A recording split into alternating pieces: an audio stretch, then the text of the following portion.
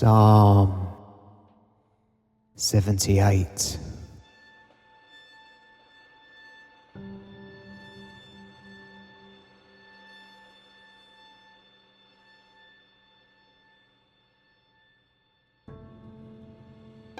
Give ear, O my people,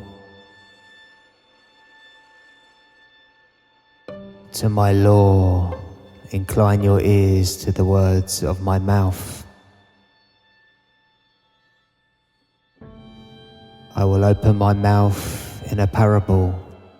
I will utter dark sayings of old, which we have heard and known, and our fathers have told us. We will not hide them from their children, showing to the generation to come the phrases of the Lord, and his strength, and his wonderful works that he hath done. For he established a testimony in Jacob, and appointed a law in Israel.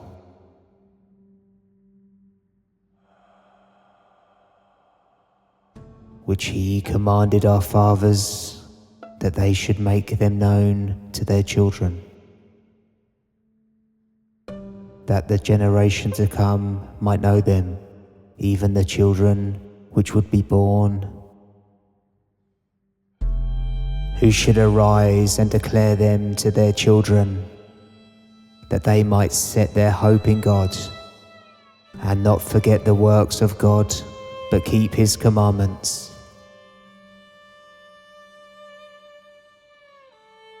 And might not be as their fathers, a stubborn and rebellious generation, a generation that set not their heart aright, and whose spirit was not steadfast with God.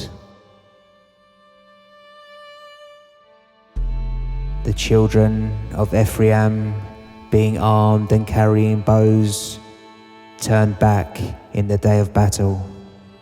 They kept not the covenant of God, and refused to walk in his law,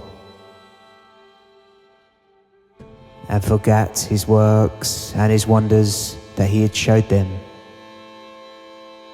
Marvelous things did he in the sight of their fathers, in the land of Egypt, in the field of Zoan. He divided the sea and caused them to pass through, and he made the waters to stand as an heap.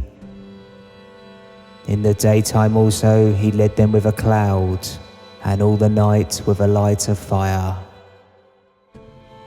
He clave the rocks in the wilderness, and gave them drink as out of the great depths. He brought streams also out of the rock, and caused waters to run down like rivers. And they sinned yet more against him, by provoking the Most High in the wilderness. And they tempted God in their heart by asking meat for their lust. Yea, they spake against God. They said, can God furnish a table in the wilderness? Behold, he smote the rock, that the waters gushed out, and the streams overflowed. Can he give bread also? Can he provide flesh for his people? Therefore the Lord heard this, and was wroth. So a fire was kindled against Jacob, and anger also came up against Israel, because they believed not in God, and trusted not in his salvation. Though he had commanded the clouds from above, and opened the doors of heaven, and had rained down manna upon them to eat, and had given them the corn of heaven. Man did eat angels' food, he sent them meat to the full.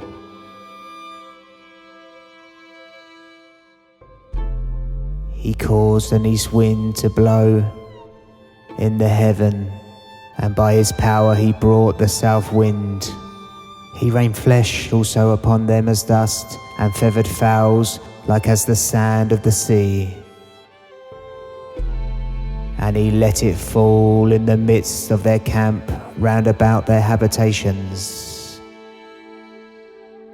So they did eat and were well filled, for he gave them their own desire. They were not estranged from their lust, but while their meat was yet in their mouths, the wrath of God came upon them, and slew the fatness of them, and smote down the chosen men of Israel.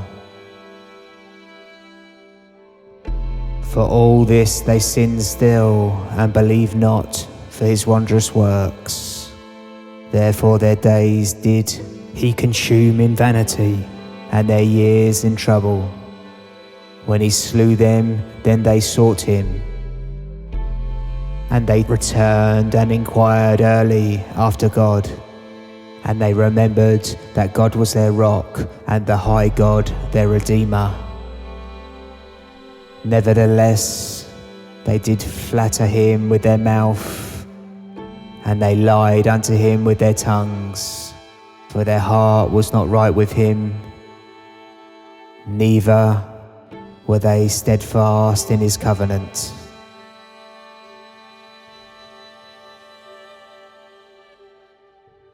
But he, being full of compassion, forgave their iniquity, and destroyed them not.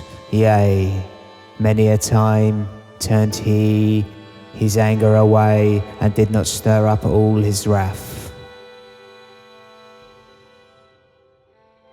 For he remembered that they were but flesh, a wind that passeth away, and cometh not again. How oft did they provoke him in the wilderness, and grieve him in the desert? Yea, they turned back and tempted God, and limited the Holy One of Israel. They remembered not his hand, nor the day when he delivered them from the enemy. How he had wrought his signs in Egypt, and his wonders in the field of Zoan, and had turned their rivers into blood, and their floods that they could not drink. He sent divers sorts of flies among them, which devoured them, and frogs, which destroyed them.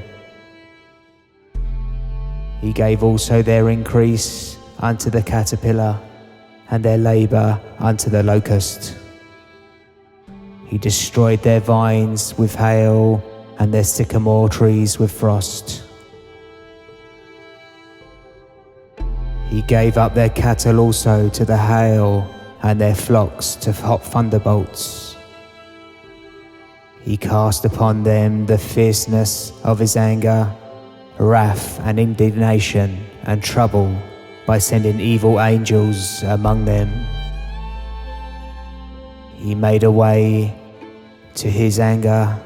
He spared not their soul from death, but gave their life over to the pestilence.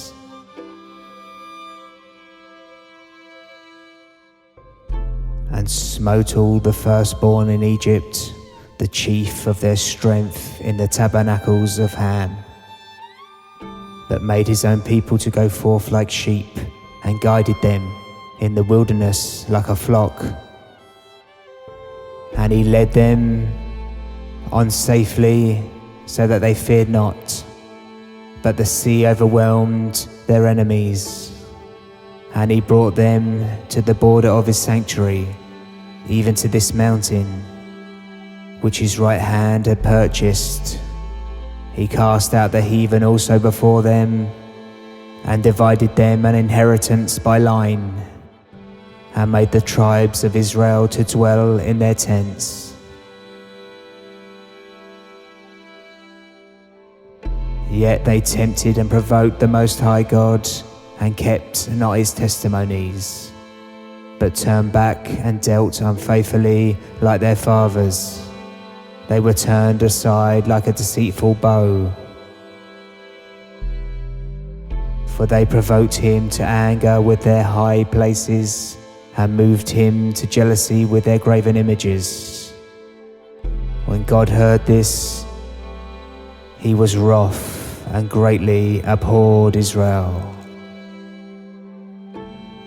so that he forsook the tabernacle of Shiloh, the tent which he placed among men,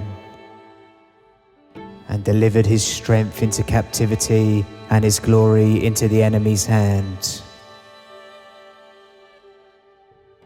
He gave his people over also unto the sword, and was wroth with his inheritance.